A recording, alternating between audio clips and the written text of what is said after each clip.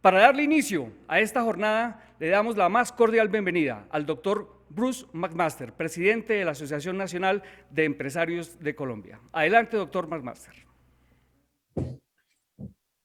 Bienvenidos a este quinto Marketplace Social, que es el evento que desde la ANDI, desde el área de arquitectura social y desde la Fundación ANDI, llevamos a cabo para unirnos, para poder conversar y para poder presentarle a todo el país los esfuerzos que se hacen desde esta organización, pero especialmente los esfuerzos que se hacen desde las empresas que son parte de la ANDI para poder ser parte de las soluciones que se presentan para Colombia. Durante estos 2 días estaremos nosotros presentándole a ustedes algunos de los ejercicios más interesantes que hemos conocido, tratando de traer las mejores prácticas, tratando de generar las mejores conversaciones, tratando de que las personas que han logrado hacer cosas en forma exitosa nos muestren cómo hacerlo, y también vamos a discutir sobre algunas de las más importantes necesidades que tiene nuestro país, en donde sentimos la responsabilidad como empresarios, atendiendo los principios del capitalismo consciente, la responsabilidad de ser parte de las soluciones. Por eso, esta presentación que les voy a hacer en el día de hoy va a tener una primera parte que básicamente lo que hace es explícitamente hablar de algunos de los desafíos más importantes que tenemos, y la segunda parte les va a mostrar a ustedes un poco algunos de los esfuerzos, algunas de las iniciativas que están siendo realizadas especialmente desde la Fundación ANDI y desde sus afiliados para poder atender las principales necesidades de nuestro país. Como les decía, la primera parte de la presentación se va a enfocar en tratar de mostrar dónde tenemos realmente en este momento los grandes retos desde el punto de vista social. Le quiero dar una bienvenida a todos ustedes, le quiero dar una bienvenida a los panelistas que nos están acompañando, a los conferencistas que nos acompañarán el día de hoy, y quiero adicionalmente invitarlos para que podamos a través de las redes sociales contarle al país que estamos haciendo en este momento o que estamos llevando a cabo en este momento este ejercicio del Marketplace Social, y que podamos invitarlos a que sean parte de la discusión. El título que he escogido para la presentación el día de hoy dice: sector empresarial, principal motor de la inclusión y la equidad en Colombia. Estamos convencidos del papel y la función social que tiene el sector empresarial en Colombia. Estamos convencidos de que no se trata solamente de producir. Estamos convencidos de que no se trata solamente de generar actividad para nuestro país desde el punto de vista económico, sino que estamos convencidos de que, por ejemplo, acá en las empresas es donde se logra, por ejemplo, se logra generar una de las principales herramientas para poder superar una de las mayores, diría yo, necesidades de nuestro país, como es el caso de generar empleo, de generar oportunidades, de generar alternativas para que la gente tenga cómo desarrollarse, tenga cómo trabajar, tenga cómo generar ingresos, pero también creemos que ahí no termina y ahí no acaba la responsabilidad que tiene el sector empresarial, de manera que les queremos mostrar un poco el ejercicio que se está realizando en Colombia. Para poder arrancar, quiero en todo caso poner un poco de contexto y decir que varios de los indicadores más importantes en términos sociales de nuestro país,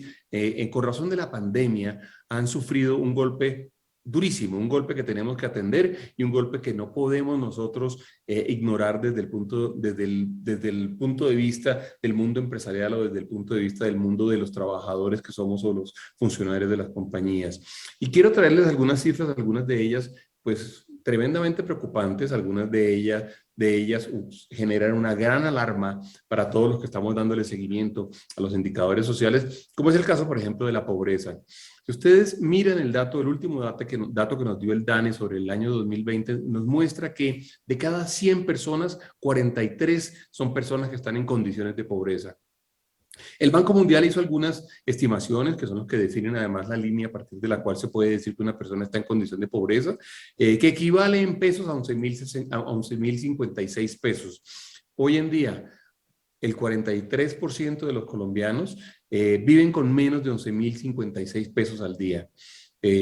Tengamos esta cifra presente, sepamos que en Colombia está sucediendo eso, sepamos que esa es la realidad, para que tomemos las acciones, para que tomemos las decisiones, para que sean decisiones de política pública, pero también decisiones privadas que nos permitan superar esa situación. Ahora, si hablamos de pobreza extrema, es decir, las personas que verdaderamente no tienen satisfechas sus necesidades básicas,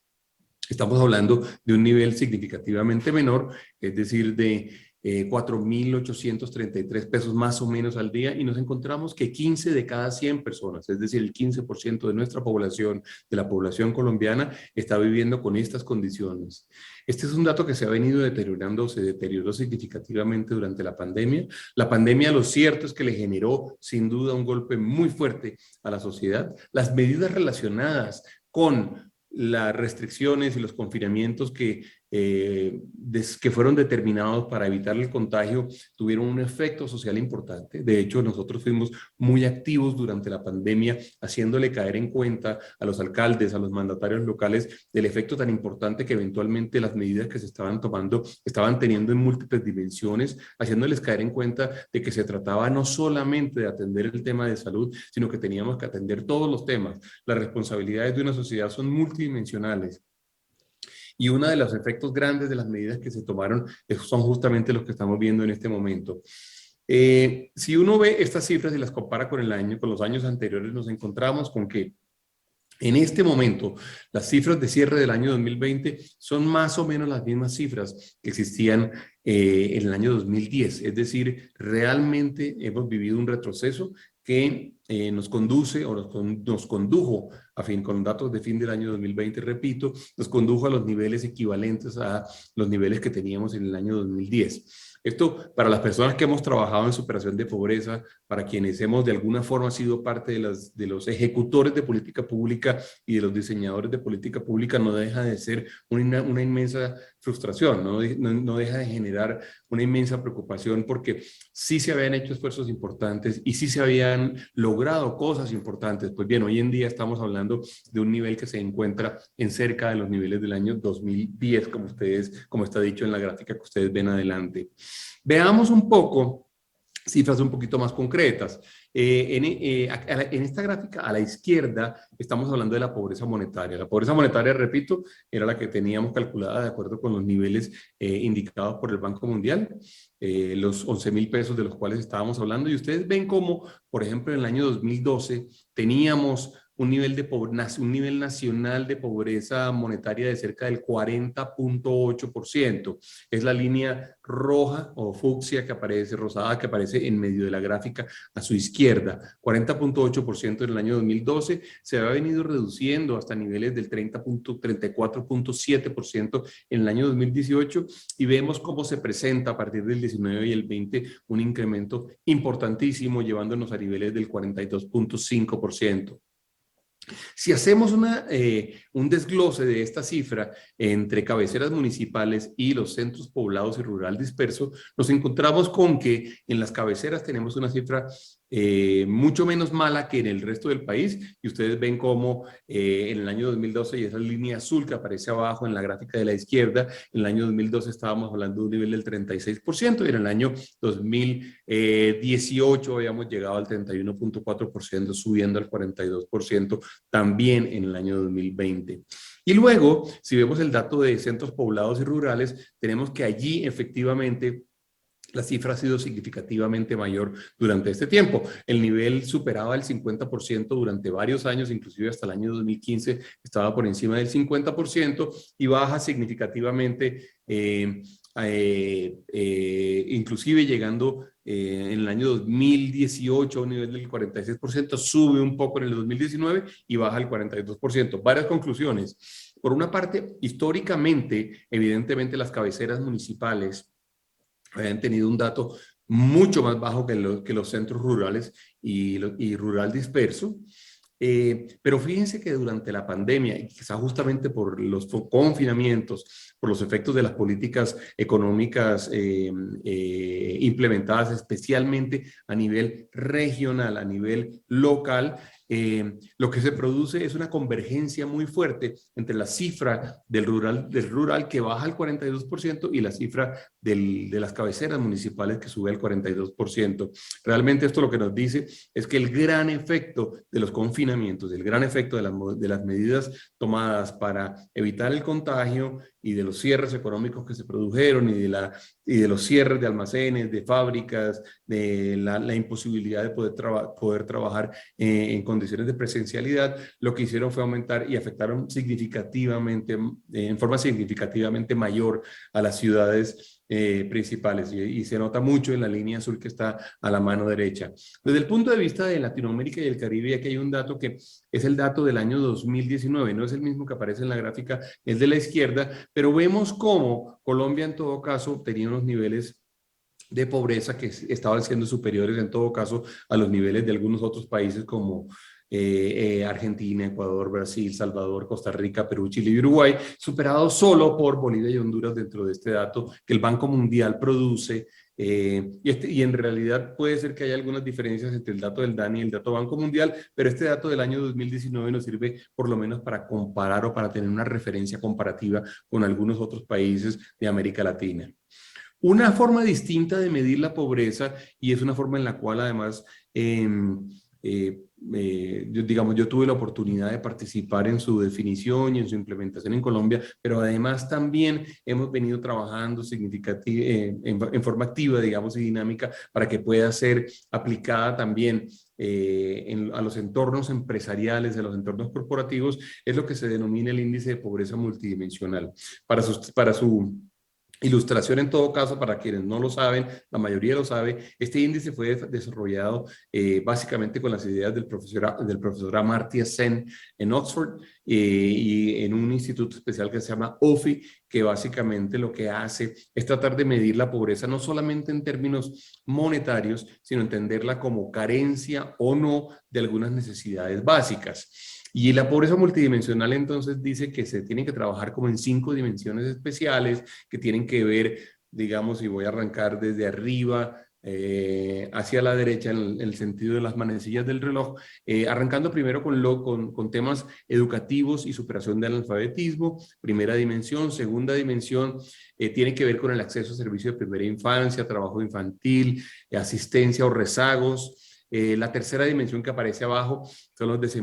el desempleo en términos de desempleos de larga duración y las tasas de desempleo formal. Luego aparece una dimensión que tiene que ver con todos los sistemas de aseguramiento y acceso a servicios dadas las necesidades de las personas, y luego la última de las dimensiones incluye como todos los temas que tienen que ver con vivienda, el tema de agua potable, hacinamiento o no, la calidad de las paredes, la eliminación de las excretas o de las aguas negras que tengan que ver o no, que existan o que no existan en una sociedad, y por supuesto todo el tema de pisos. Especialmente en el tema de pisos se mide normalmente si el piso es un piso de algún material sólido como cemento, como baldosas, o si el piso es un piso, digamos, con mucho menos sano, como puede ser, por ejemplo, los pisos de tierra, que generan una gran cantidad de riesgos desde el punto de vista de salud. Se hace esa medición y se le pregunta a los colombianos todo esto, y el DANE la adopta, y nos encontramos con que el dato es un poco menos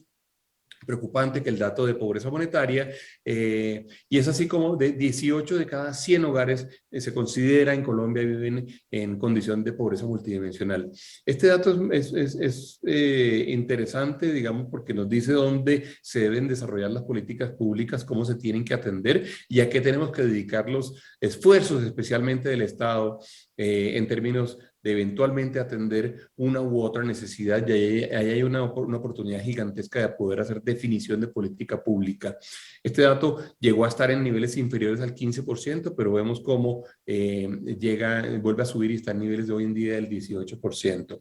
De hecho,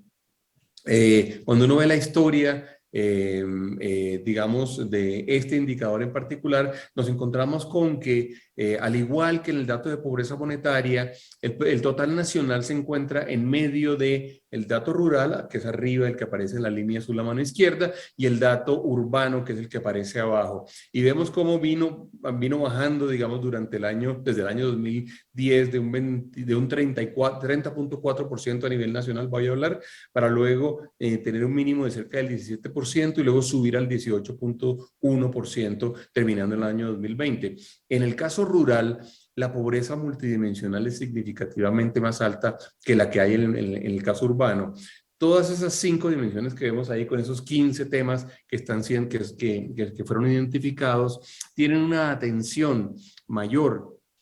claramente mayor a nivel urbano que a nivel rural. Eso también nos conduce, por supuesto, a imaginarnos cómo uno pudiera eventualmente atender esas necesidades que tiene nuestro país. Nos dan datos también a nosotros como empresas, nos dan datos también a nosotros como sector empresarial alrededor de cuando queremos hacer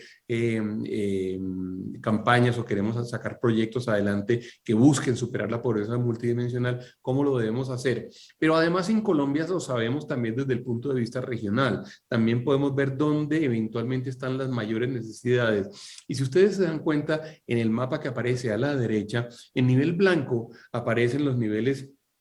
realmente bajos en términos de necesidades básicas insatisfechas. Y ustedes ven cómo aparece allí, digamos, por supuesto, los centros poblados grandes, especialmente, digamos, Bogotá, Medellín, Cali, Eje Cafetero, las ciudades grandes de la costa Caribe, los Santanderes, aparecen en nivel blanco, pero luego, en la medida en que nos vamos moviendo hacia niveles más oscuros del rojo, pasando por los rosados que aparecen allí, nos encontramos con que hay necesidades mucho más marcadas y mucho más definidas en términos de la deficiencia de algunos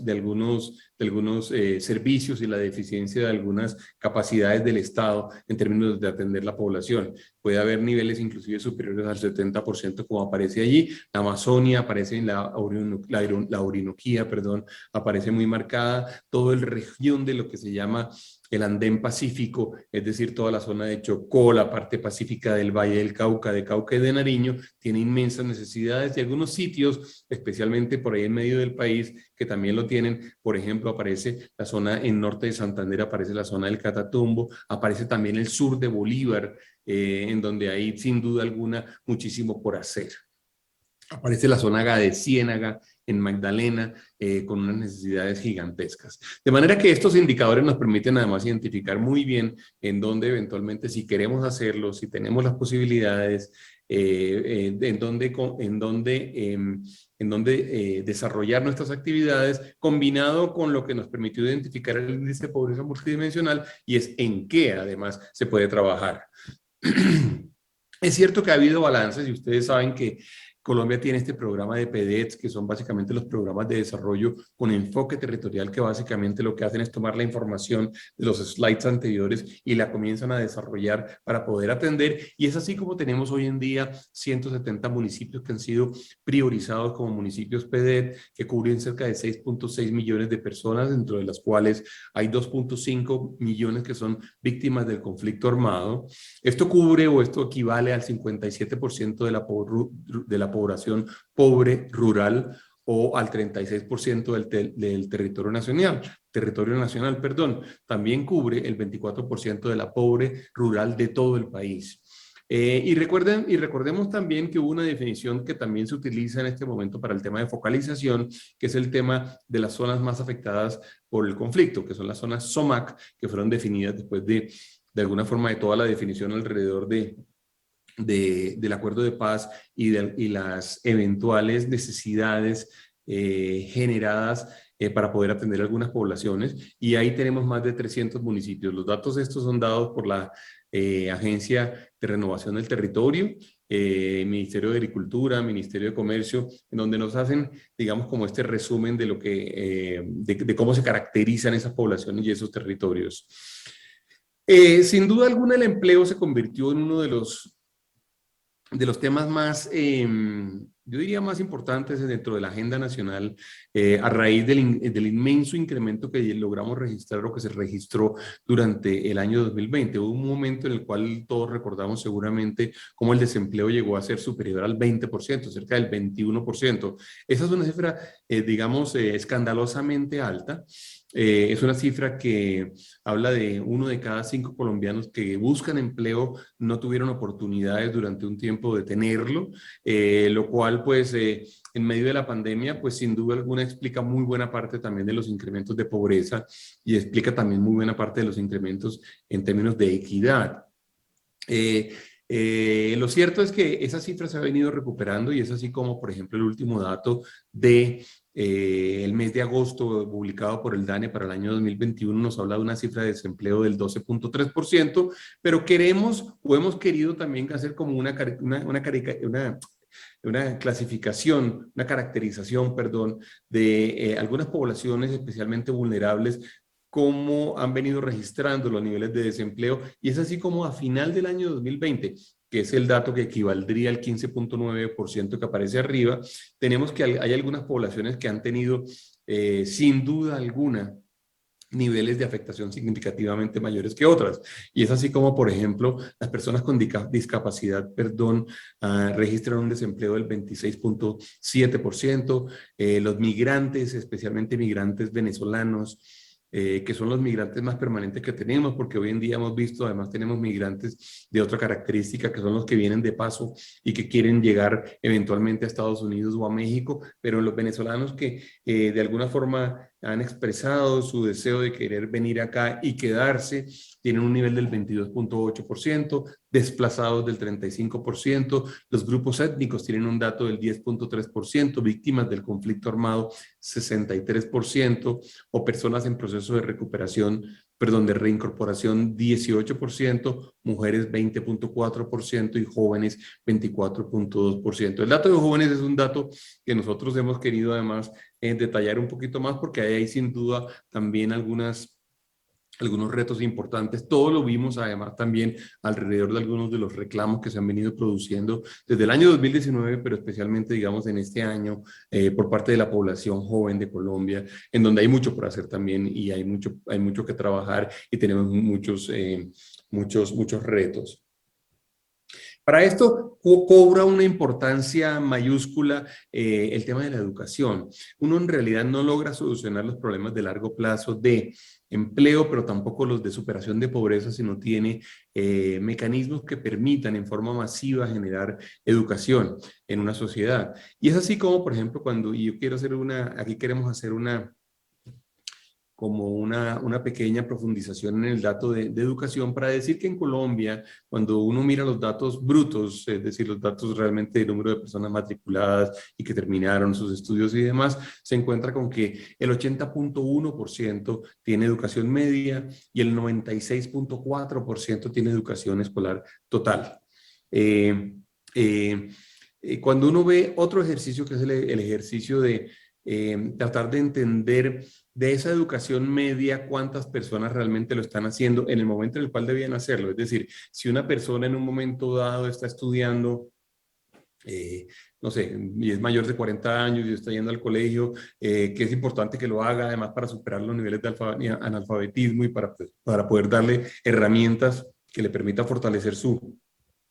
desempeño social. Lo cierto es que esa combinación entre cuándo se toma la educación y cuándo la educación es pertinente,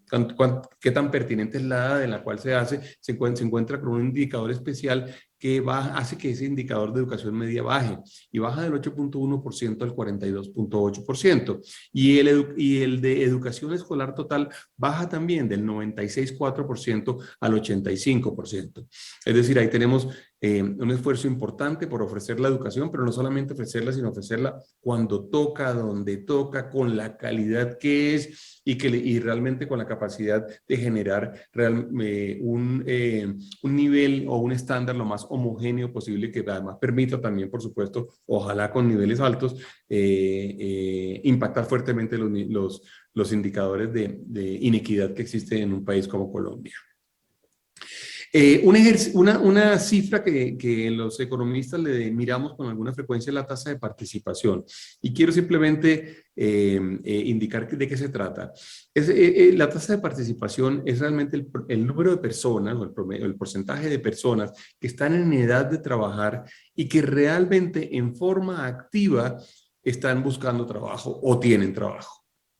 Esto es para decir que hay circunstancias en las cuales las tasas de participación bajan, y cuando bajan significa que las personas eventualmente dejaron de buscar trabajo. El caso, por ejemplo, de Estados Unidos fue muy marcado durante la pandemia, porque hubo un grupo muy importante de personas que recibió subsidios muy grandes y que eventualmente decidió: no voy a buscar trabajo. Eso hace que la tasa de participación baje. En Colombia, en términos promedio, la tasa de participación había estado durante los últimos años en cerca del 64%. Lo cierto es que a raíz de la pandemia, a raíz de los confinamientos, a raíz de la certeza que en un momento dado existió de que no había demasiadas vacantes disponibles y nuevo trabajo para las personas, la tasa de participación bajó significativamente. Y es así como pasa del año 2019 de 63.3% al año 2020 a 59.2%. Ahora bien, este dato, ¿por qué es importante? Es importante porque sobre la tasa de participación es que se calcula el desempleo. En realidad, el desempleo son las personas que no consiguen trabajo, pero que están activamente buscando trabajo. No es las personas que no trabajan, sino las personas que no consiguen trabajo habiéndolo buscado. Entonces, si hay menos personas buscando trabajo, es claro que la tasa de desempleo tiene una distorsión y es que seguramente hubo personas que perdieron el trabajo pero dejaron de buscar. Entonces, y lo digo porque vale la pena entenderlo a la luz del análisis que se hace de las cifras de empleo. Ahí hay una pequeña, digamos, sofisticación técnica que vale la pena siempre tener en cuenta. Pero también hay que decir que no es igual esa tasa de participación para hombres y mujeres. En general en Colombia, cuando la tasa de participación promedio era del 64%, los hombres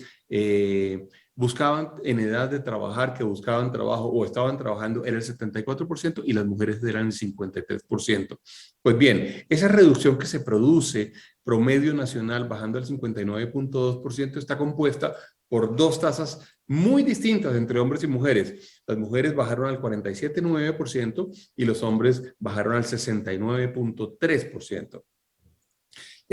Si uno ve la gráfica de la mano izquierda, uno se encuentra con que además la pendiente del último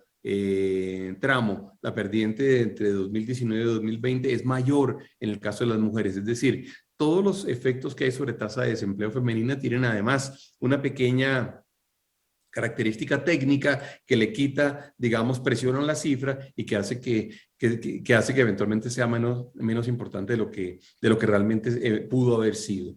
Y una cifra que para nosotros también es muy importante y la miramos permanentemente es la tasa de informalidad. Entendida como realmente las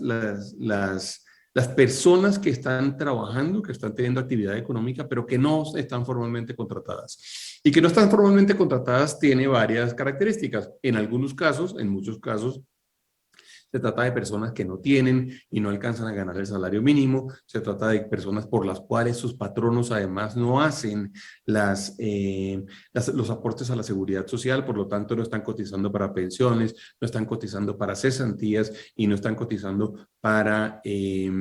todos los sistemas, por ejemplo, de riesgos de trabajo o de todo el sistema de salud. De manera que, y esto tiene muchas connotaciones. Tiene connotaciones individuales porque las personas no tendrán cobertura seguramente, por ejemplo, para la vejez, y tiene connotaciones colectivas también, porque eso genera una presión especial sobre el sistema de salud que no está contribuyendo o que no está recibiendo contribuciones por esa persona, sino que la lleva al régimen subsidiado, es decir, lo termina pagando de alguna forma como toda la sociedad. Este dato es un dato que ha venido bajando. Desde el año 2010 el promedio nacional, aquí aparece también con la misma convención de el color verde, el azul para mujeres, el azul para nacional y el morado para hombres. En el año 2010 el promedio nacional estaba en 74.1, en el año 2018 bajó al 65.7. La estimación, que no la hemos tenido todavía desde el punto de vista de cifras oficiales, es que estos datos pudieron haber subido durante la pandemia. De hecho, este es un dato que contiene la gran encuesta integrada de hogares que produce el DANE, que es una de las fuentes más ricas de información que tiene nuestro país, nos ha indicado que probablemente lo que se ha producido durante el año 2020 es un incremento en la informalidad también. Ahora, al igual que en otras variables,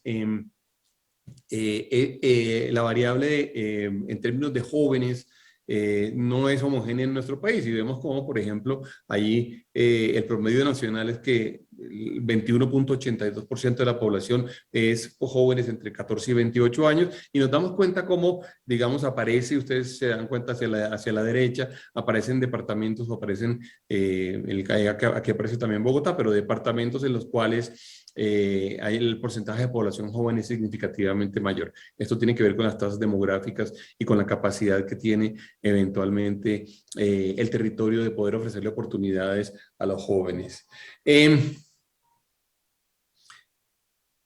Hay una categoría especial, digamos, que es como muy conocida y es muy utilizada en términos coloquiales, en la categoría de los ninis, que son los jóvenes que no trabajan, que no están ocupados y que no participan tampoco de actividades educativas. Es decir, por eso se llaman ninis, porque son los que no ni trabajan ni estudian. Y vemos aquí como, por ejemplo, y voy a tratar de explicar el gráfico de la izquierda nuevamente. El promedio nacional de jóvenes en el año 2019 que no trabajaban ni estudiaban era el 22%,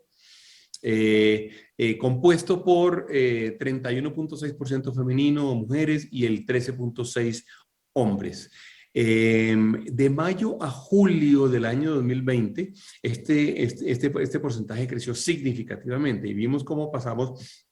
perdón, de un 22% nacional a un 33% nacional. El mismo está compuesto por 42% mujeres y 23% hombres, que es significativamente mayor que el 31% que teníamos en el año 2019 y el 13.6% que teníamos en el año 2019 para hombres. Y por otra parte, un dato que también resulta interesante es saber que la pobreza monetaria para los jóvenes es quizá mayor porque fíjense ustedes que nos encontramos con un dato para el año 2019 también, en donde el total nacional estábamos hablando del 43%, en donde en cabeceras municipales era el 40.3% y en centros poblados era el 50.6%. Desde el punto de vista de tasa de ocupación juvenil, vemos cómo las cifras venían aumentando, venían mejorando y tienen un desplome gigantesco en el año 2020. El promedio nacional, que era 42.2% en el año 2019, baja al 34.9%. En el caso de la población de hombres baja al 42% y el caso de la población de mujeres baja al 25.5%, que se ve además agravado no solamente por el hecho de que hay una ocupación significativamente mayor de hombres y mujeres, sino que adicionalmente tenemos el tema importante de una diferencia salarial y vemos cómo por ejemplo, en la población entre 14 a 28 años, y voy a hablar de estos grupos, los hombres ganan en promedio 877.2, perdón, 877.283 pesos, y las mujeres en promedio ganan 845.347, es decir, entre los dos existe una brecha de cerca del 3.6%. Este dato es un dato que se ve mucho más dramático cuando se mira la población de 55 años o más, que aparece a la derecha, abajo, en donde ustedes ven cómo los hombres en promedio ganan 1.136.881 pesos y las mujeres en promedio 830.889. Ese era el dato para el año 2018. Es decir, la diferencia entre hombres y mujeres en términos salarial es del 26.9%. La combinación de los factores entonces es alarmante porque tenemos que hay una menor ocupación de parte de mujeres que de hombres, pero además hay una diferencia salarial grande, lo que también nos impone, por supuesto, un reto gigantesco desde el punto de vista de equidad de género, en donde 3 de cada 10 mujeres, 14 de 15 años, no cuenta con ingresos propios, en donde la pobreza monetaria nacional entre hombres y mujeres, ustedes se dan cuenta que son las barras que están abajo, las mujeres están en azul, en el caso del total nacional es 38%, los hombres 34%, en el caso de los centros poblados, rurales y dispersos es 51.8% y en el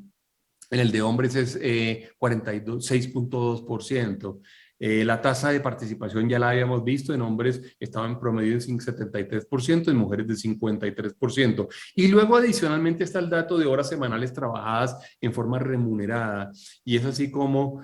para hombres, digamos, cuando uno mira el dato de menos de 20 horas, es el 7.9%, de 20 a 40, 33 puntos, perdón, 7.9 horas, de 20 a 40 son el 33.3%, de 40 a 48 son 44.4% y más de 48 horas, 14%.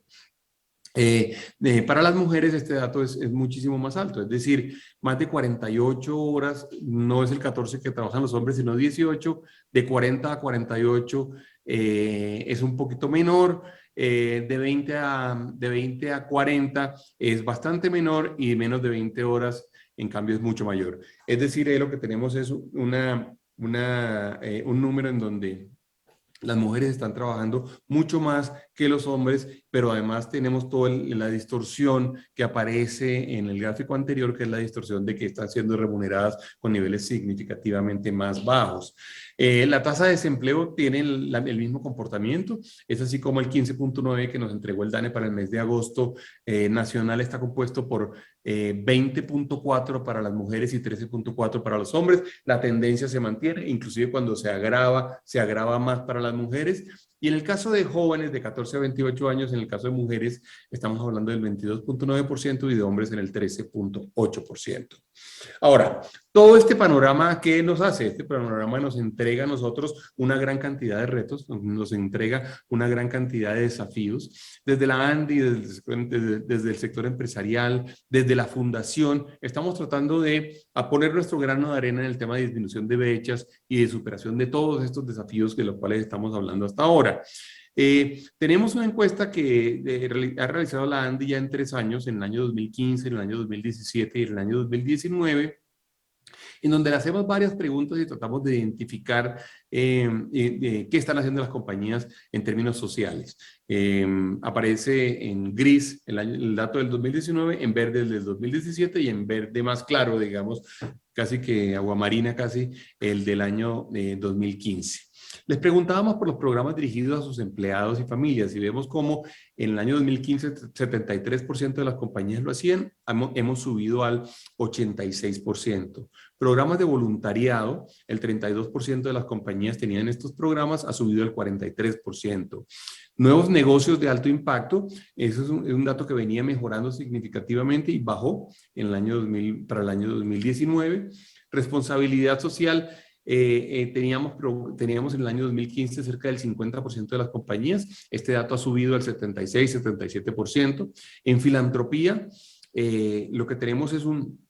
porcentaje que era del 70% y ha bajado al 61%. De alguna forma lo que hay es como una refocalización de simple filantropía a una inversión social significativamente más estratégica y con un contenido y con un fondo mucho mayor. Y es así como, por ejemplo, se produce financiación de emprendimientos sociales que aparece abajo a mano izquierda, el 45% sube al 53%. En innovación, en las cadenas de suministro y los canales de distribución tenemos un incremento también importante. Hay una disminución en productos acorde para la población en condición de vulnerabilidad. Hay una disminución también en canales de venta acorde para la población en condición de vulnerabilidad.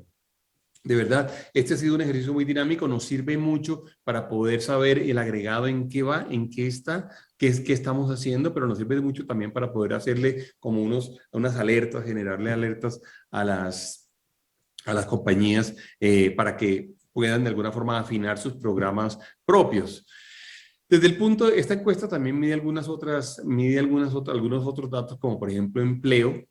inclusión de proveedores en la cadena de valor, o por ejemplo, y aparece en la parte de abajo de la gráfica, como hay programas para personas con discapacidad, el 64% de las compañías tienen estos programas, cómo hay una disminución en la población en situación de pobreza y pobreza extrema, cómo hay un incremento en las oportunidades para las personas víctimas del conflicto armado.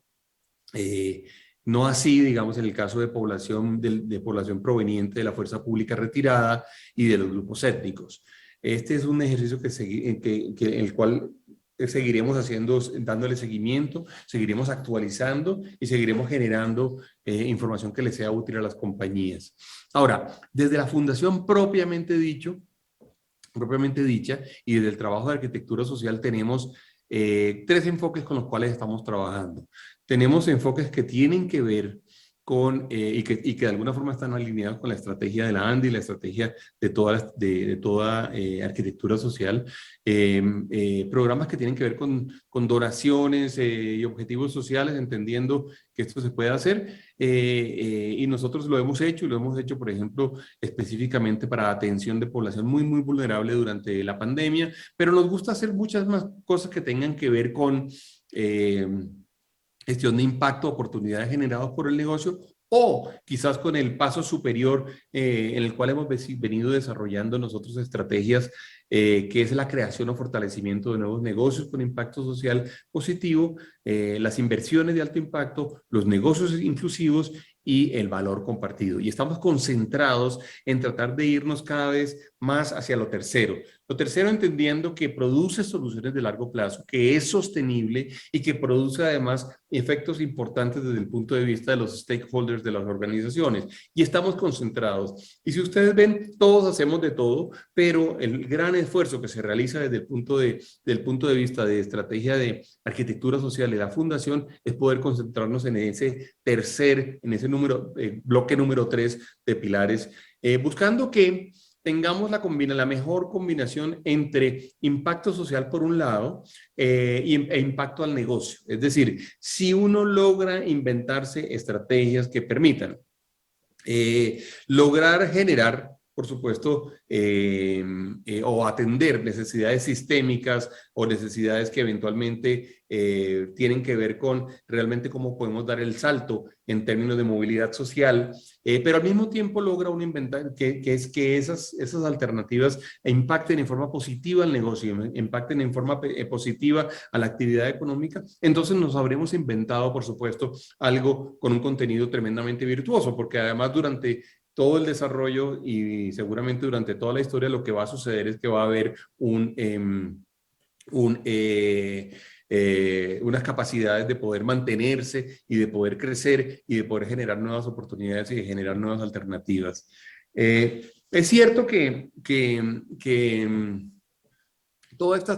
esta idea, digamos, y este concepto de poder llegar con la idea de valor compartido, ha sido el resultado quizás de un proceso a nivel mundial realmente de cambio en la forma de pensar, de cambio en la forma de acercarse a la sociedad, de cambio en la forma de poder entender cuál es el papel nuestro como empresarios y que entender que al final todos tenemos que ser parte de la solución. Inclusive cuando uno hace como alguna historia, FSG, que ustedes saben que es la organización que además con Michael Porter y sus socios ha venido desarrollando todo el concepto de valor agregado, hace como un resumen esquemático de cómo eventualmente las sociedades, especialmente las sociedades empresariales, se acercaban a los problemas. Y dicen, en el año 1950 muy probablemente lo que se decía, eso que ustedes creen que es un problema, no es un problema realmente. Y lo ignoraban y de alguna forma minimizaban la responsabilidad ciudadana de todos o corporativa y decían, para eso hay filantropía y para eso hay gente que dona plata y para eso hay gente muy rica que eventualmente entrega recursos. En los años 70 más o menos, por lo menos hay un avance importante en decir, sabe que sí es un problema. Y como es un problema, entonces probablemente lo que hay que hacer es aumentar la filantropía, hay que colaborar con otros actores y de alguna forma hay como un énfasis muy grande en enfocarse en las relaciones públicas y en la divulgación del trabajo que se hace. En el año 1990 o los años 90 aparece la idea de que tenemos que ser parte de la solución y tenemos que resolver el problema y que estamos dispuestos a aumentar nuestros costos y a dedicar mayores recursos, a hacer ejercicios de reporte de resultados de forma transparente y aprovechar los activos corporativos de las organizaciones para tratar de resolver el problema. Pues bien, a partir de la década del año 2010, perdón, en realidad hay una migración muy importante para decir, no solamente si es un problema, no solamente debemos resolver el problema, sino que además tenemos que convertirlo en una oportunidad. Y tenemos que convertirlo en una oportunidad buscando que efectivamente se puedan incorporar los temas sociales a la estrategia corporativa, buscando reducir costos, aumentar ingresos y generando una propuesta de valor distinta. Y por eso estamos tan empeñados nosotros en poder trabajar realmente en la idea del valor compartido y en la idea de generación de valor agregado relacionado con las soluciones de índole social y de arquitectura social, y por eso el área de la ANDE se llama arquitectura social, pensando que es todo ese ejercicio de diseñar, es todo el ejercicio de construir, es el ejercicio de generar alternativas nuevas. Buscando que los ejercicios, buscando que la estrategia, perdón, sea pertinente y sea sostenible. Y para ser pertinente, tiene que estar alineado con el core del negocio, tiene que generar soluciones en donde todo el mundo gane, tiene que ser útil para la empresa y útil para la comunidad y el territorio, y tiene que ser transparente y clara. ¿Buscando qué? Buscando que no sean ejercicios de asistencialismo, buscando que siempre haya evaluación de costos versus beneficio, buscando que tenga una visión de largo plazo y buscando que sea replicable a otros territorios o a otras áreas o a otros sectores o a otras ciudades, que de alguna forma sean tan buenos que como que para que se puedan convertir en un modelo que pudiera ser replicable. Entonces, desde la Fundación Andy hemos venido trabajando varios frentes con esa lógica que busca inspirar a las empresas afiliadas a desarrollar proyectos de alto impacto social, que busquen negocios por medio de la inversión social y prácticas de inclusión, y dentro de eso tenemos, digamos, una primera que destacamos, que es la estrategia de competitividad inclusiva, que tiene a su vez tres frentes en los cuales se trabajan, un frente que tiene que ver con el empleo, otro frente que tiene que ver con los proveedores y otro frente que tiene que ver con los suministros. Por ejemplo, en este último le damos a las empresas herramientas para que puedan hacer compras inclusivas, operativas, dentro de su negocio a proyectos que eventualmente sean adelantados por población vulnerable. Lo mismo pasa con la proveeduría. Y la verdad es que hay una gran cantidad de alternativas y hay muchísimos ejemplos ya en el territorio que terminan funcionando. Hemos venido también en la fundación desarrollando el concepto de voluntariado corporativo, con la idea de que todos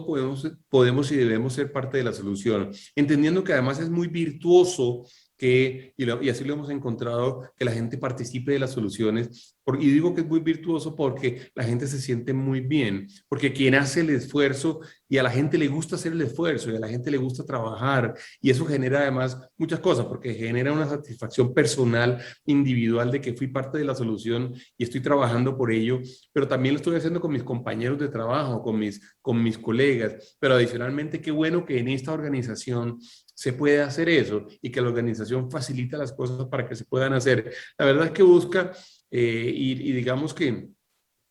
tuvimos un gran ejemplo que fue Vamos Colombia, que ustedes saben estuvo en los territorios, ha estado en los territorios muy activo y dejó de ir a los territorios con la pandemia, como pasó con la mayoría de las actividades económicas y sociales, pero que tenemos que volver a reactivar y tenemos que buscar la forma de hacerlo y queremos hacerlo y queremos hacerlo muy pronto.